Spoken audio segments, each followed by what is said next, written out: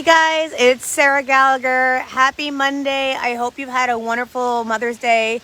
I wanted to actually talk about that this morning because, as this title suggested, I'm having a Mother's Day hangover, but not in the way you think.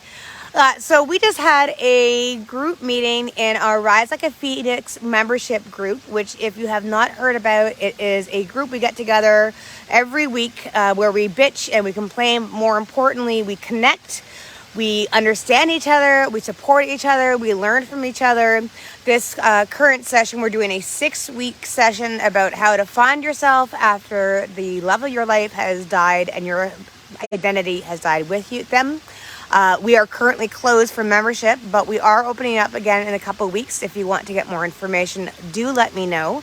It is a wonderful, small, intimate group, which I will love to answer any questions or get you in touch with people who have been with it or have been part of it now. That being said, I wanted to get to the meat and potatoes, or whatever you want to call it, about Mother's Day and how it affects us as solo parents and widows and all the above. So I want to break it down into two things, which I brought up again in our group meeting. We had lots of great discussions about it. The first one is being the fact that Mother's Day is really, really difficult. Kind of. I'm going to say kind of. Because why? Because Mother's Day is just another day for us, right? We don't really have anybody to pamper us. Nobody really gives us time out to begin with, let alone on our special day.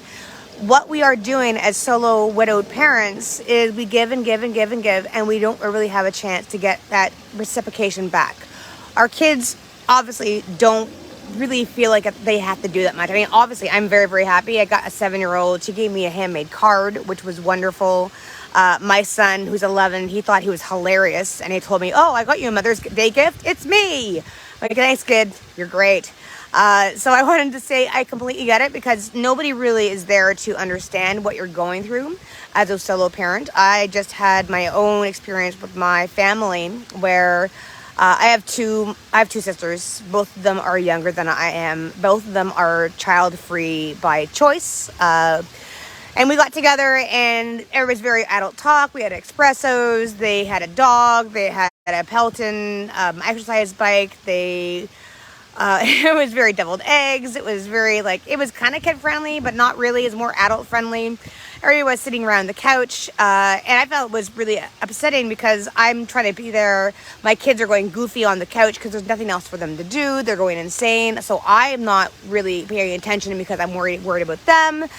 They're talking about things like buying their second houses so they can rent the other one out. They're talking about going to trips to New York. And I'm like, I can't relate to any of this. I just went to Value Village. Vivi Boutique, as my dead mother-in-law used to call it, just to get some clothes. I'm putting things together as a solo parent and nobody really gets me. And it's frustrating because I felt alone.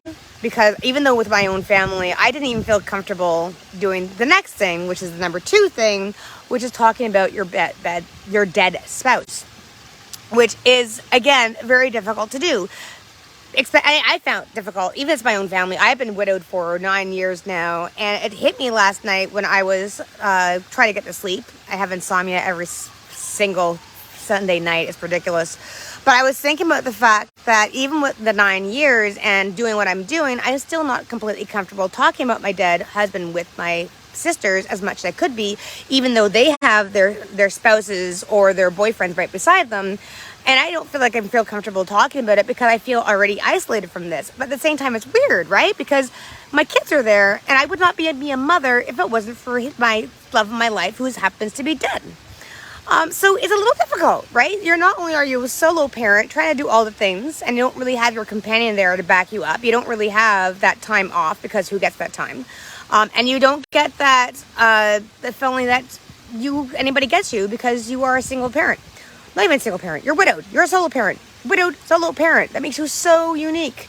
And I also bitched about this a little bit too, because I actually went into a Facebook group to talk about the fact that I woke up this morning completely despondent and depressed, which is why I'm dressed up like this, to make myself feel better. I highly recommend it. It really does great things, even to your energy level. Listen to me. But also, because I wrote in a post talking about how despondent I was because I didn't have a time off and it really sucked. And somebody actually responded, and I couldn't get over the gall of this. It's the, I don't know, the insensitivity. They're like, oh, you should go off and spend like a couple hours with your friends and have a beer, or you like go to like a spa or whatever and hang out with your friends. I'm like, what friends? What friends do I have? I got my my widow pals. I got you guys, obviously. I got my people I see, the mothers and the fathers that I see when I drop off my kids and I pick them up again. They're not really my friends per se. I try to. I am creating my own village. I have created my own village, which is a completely different way of seeing things. I'll get into in a sec. But also, they're saying, okay, take the time off. I'm like, did you miss the pack when I said I was widowed, that I was a solo parent, that I don't have anybody to take the kids for a couple hours as I go out gallivanting across the town? Like, I don't have it. And that is even more, just that actually made me even more upset. I'm like, I'm trying to reach out, I'm trying to vent, I'm trying to go, oh my God, I'm so upset. Do as anybody else feel this way? And they're like, obviously, there was a resounding no. They don't get it. They don't understand. Which is why I wanted to talk to you guys. So I wanted to reach out to see how your Mother's Day was. It's a big elephant in the room. For some people, honestly, Father's Day can be a lot more difficult because it's about them and they're not here. But Mother's Day is important for you. So I wanted to know, first of all, how you felt with it, how it affected you, whether you felt good, whether you felt bad, how the day went, whether your kids were there for it, whether they give you any kind of support. And if they didn't, that's cool too. I want to know. And the second thing I want to know is that if there is something you would have done differently for next time you get to a milestone, next time you have a Mother's Day, next time you have a family day or a Father's Day, what is one thing that you can do for you to make sure that you feel comfortable in your own skin? Because going forward, no one's going to understand what you are going through. So you have to make sure that you make something happen for you. So that's two things. I want to know what happened, how are you doing with your Mother's Day? And I also want to know what is one thing that you could do going forward in your other kind of milestones that are coming up, like Father's Day. So those are the two things I would love to hear from you. So put them down below. I'd love to hear more from you. The second thing I wanted to say is, besides the membership thing, which again is open if you want to know more about it. The membership wait list is open. We're closed right now for the membership, but if you want to get in on the next round, do let me know. But the other thing I wanted to talk to you about is the fact that it can feel so isolating, being in your own little world and not being able to reach out to others, and how others kind of go away after the funeral, and how you have to kind of create your own village. And I've been kind of talking about this over the past week or two, but I want to break it down. I'm going to have a little pop-up live training this Thursday at 9:30 p.m. EST. I'm going to put a post up for it. If you would like to hear a bit more about it, I'd love to let you know. Basically, what's it about is that the fact that you really don't have anybody who understands you. And I've done a couple talks about this. I've talked about one about how people ditch you after the funeral, which is very true. They're kind of here and they kind of take off. But with this one, what I want to talk to you about is about how really to deal with people and how they talk to you. And this could be anything from their condolences to you to how they deal with you in these public spaces, especially when you're in like a shopping mall, or people try to look at you and you're doing kind of things funny because they want to they want to criticize you for what you're doing, or how come your husband's not there. All these silly things that people say to you that they don't really mean, but they are really painful. I want to talk about that. I want to talk about that, how really it affects us, and I want to show you and teach you the things you can do to kind of turn that around. Because honestly, you're going to be getting a lot of this, because as a solo widow parent, dealing with a society where people don't understand grief, people don't understand widowhood, they expect you to kind of like be over it within 3 months and you're done with it, which I'm going to tell you, 9 months in, I'm not over my husband. I'm not. He's with me. I will love him forever. My kids have a dead father in their life. That's not going to change, right?